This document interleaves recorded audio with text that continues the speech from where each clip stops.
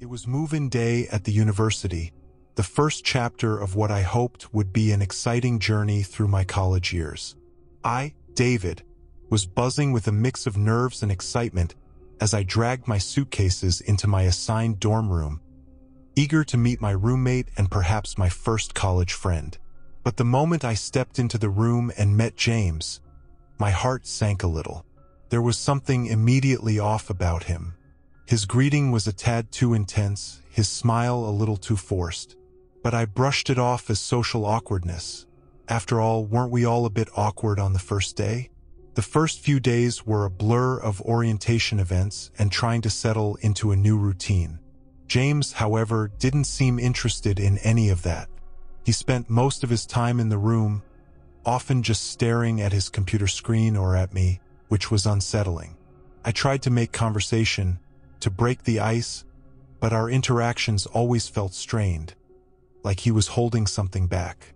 Then things started to get weird. I'd come back from my classes to find my belongings not quite how I left them. A book moved here, a drawer left slightly ajar there. I wanted to give James the benefit of the doubt. Maybe he was looking for something and forgot to put things back.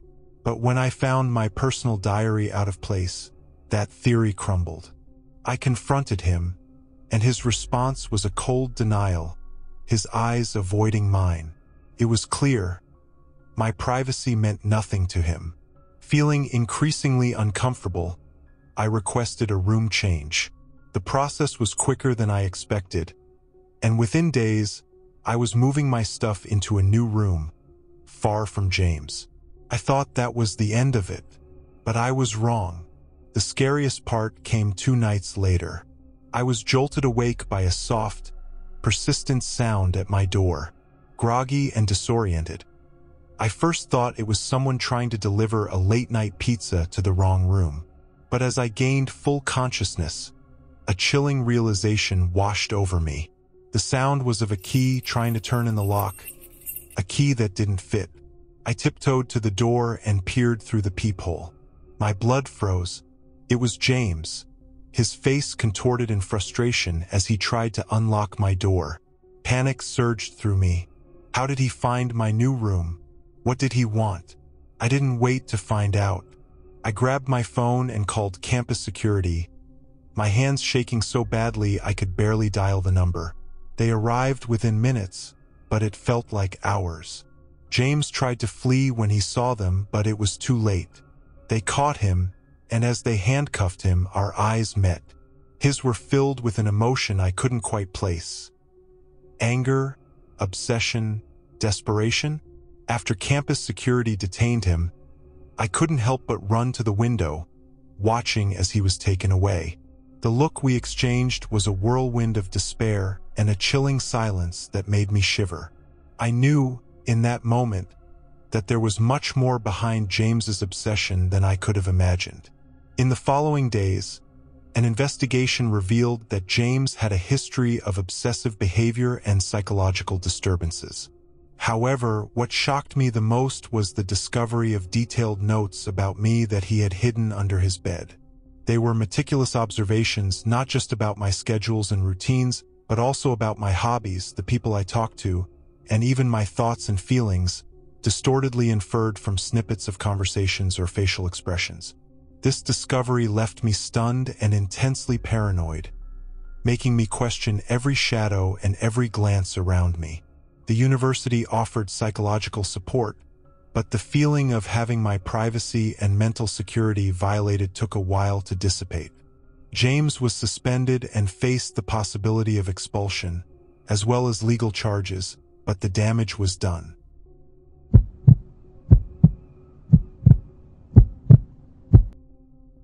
It was supposed to be just another chill Friday evening. The plan was simple.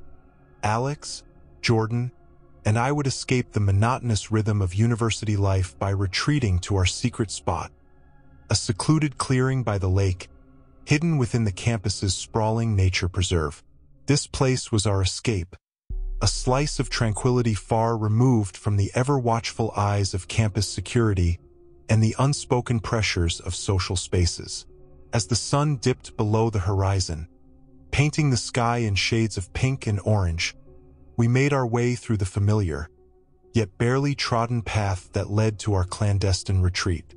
Each of us carried something essential: a cooler filled with drinks, blankets for sitting, and, of course, a portable speaker to fill the night with our favorite tunes. The evening started off exactly as we had hoped. The clearing, illuminated only by the soft glow of our lanterns, felt like a world apart.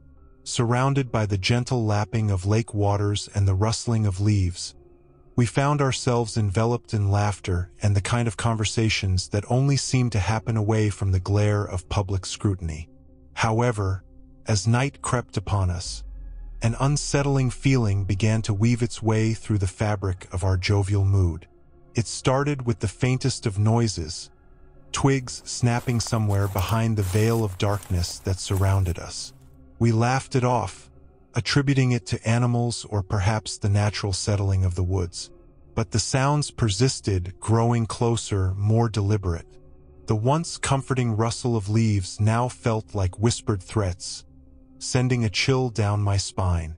Our laughter died in our throats when a branch, thrown with force, struck Jordan on the shoulder. The suddenness of the act, coupled with the sharp sting of pain, shattered the night's calm. Panic, sharp and immediate, took root. "We need to leave. Now," Alex said, his voice laced with a fear that mirrored my own. With hurried movements, we packed up, the sounds of our unseen assailants' footsteps mirroring ours, only they seemed to quicken with malicious intent. The journey back to our dorm was a blur of fear-fueled adrenaline. The once familiar path seemed alien, fraught with danger at every turn. Our breaths came in ragged gasps, the sound of our pursuers' steps a constant reminder of the threat lurking just beyond our sight. By the time we slammed the door of our dorm room behind us, our laughter was tinged with hysteria. Attempting to dismiss our terror as the product of overactive imaginations amplified by the night's libations, we sought comfort in the safety of our surroundings. But that semblance of security was shattered when, through the window, we saw a shadowy figure standing at the edge of the woods, its gaze seemingly fixed upon us. Then, as if dissolving into the night, it vanished, leaving us with the inescapable feeling of being watched. The next morning, as we tried to disperse the weight of silence with sips of coffee and bits of conversation, the sound of a message arriving on my phone broke the monotony. It was a video from an unidentified sender. With a shared look of confusion, we gathered around the small screen. The video started with a blurred view of trees, the familiar sound of our laughter in the background. The camera moved slowly, almost hesitantly, before stabilizing to show us, immersed in our ignorant joy. The recording wasn't ours. Someone had been watching us, documenting those carefree moments that were supposed to be our safe haven. The video ended with a slow zoom on our unsuspecting faces, the screen abruptly going black, followed by a typed phrase that slowly appeared, "Until next time." But in truth, there was no next time. We never returned to that place and never found out if it was some kind of prank or something else. And even after reporting it, we made sure to always stay in places with more people around.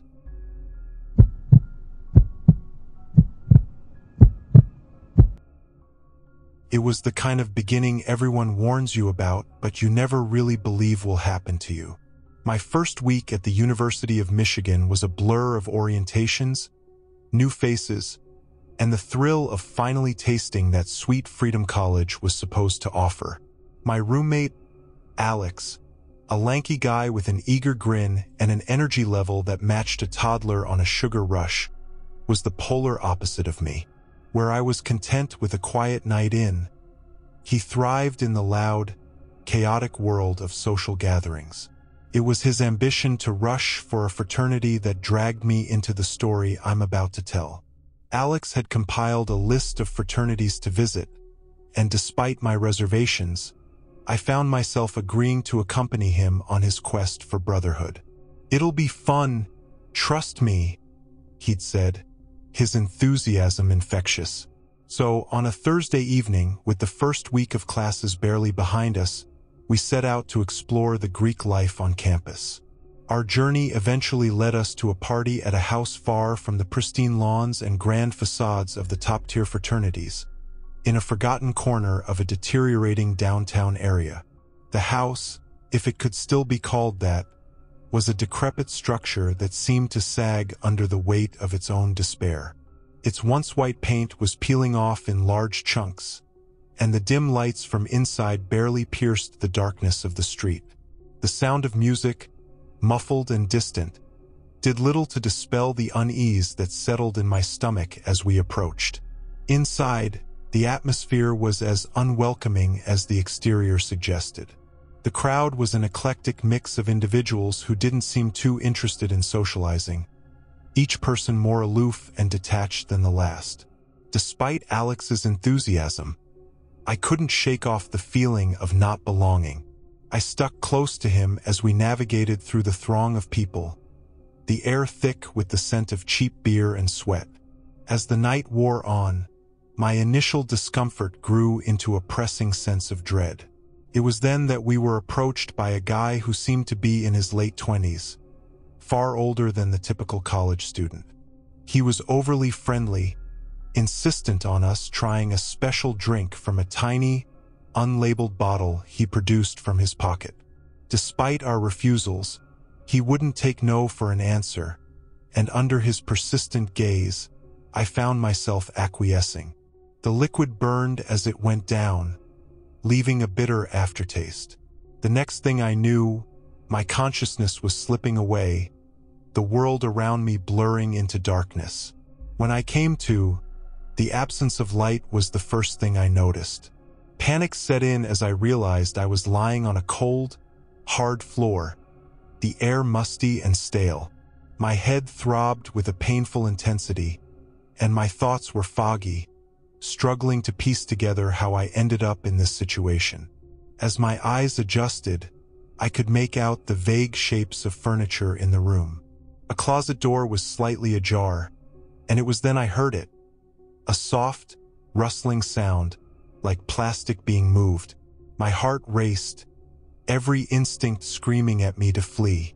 I forced myself to stand, my legs shaky and unsure. The sound from the closet grew louder, more deliberate, and I knew I wasn't alone. Without waiting to find out who or what shared the room with me, I stumbled towards the door, my hands frantically searching for a knob or handle. By some stroke of luck, I found it, and the door swung open to reveal the dimly lit hallway of the frat house. I didn't look back as I made my escape, the adrenaline fueling my steps as I navigated through the labyrinthine corridors and out into the night. The cool air of the early morning was a sharp contrast to the suffocating atmosphere I'd just left behind. I found Alex outside, his face etched with concern. Our eyes met, and without words, we both knew we had to leave this place behind. As we walked back to campus, the events of the night replayed in my mind. We debated what to do, whether to report the incident, but fear and the desire to forget what had transpired held us back. We agreed to never speak of it again, a silent pact to try and move on from the nightmare we'd experienced. That night at the fraternity house on 5th Street taught me a lesson in trust and the importance of listening to one's instincts. It was a brush with danger that I was lucky to escape unharmed, a cautionary tale that I now share, hoping it might prevent others from falling into a similar trap.